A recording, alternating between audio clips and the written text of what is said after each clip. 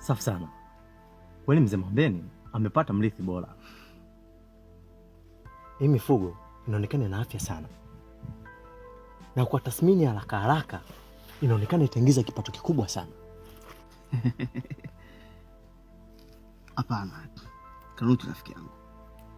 Mimi nashangaa sana watu ambao wanajua mali ya urithi na kuuza. Hapana. Mali ya urithi utakiwa kuiuza kwa sababu ukiiuza unakosa kumbukizi. Unakosa kuacha alama ambayo ulopewa na wazazi wako. Hapana.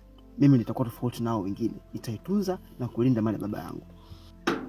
Mimi siwezi kuuza kabisa. Ni kweli usemacho kisa.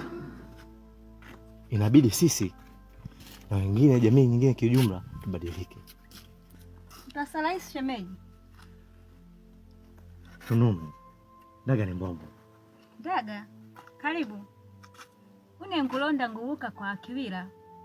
Haya, une ndipo. Sawa shemeji.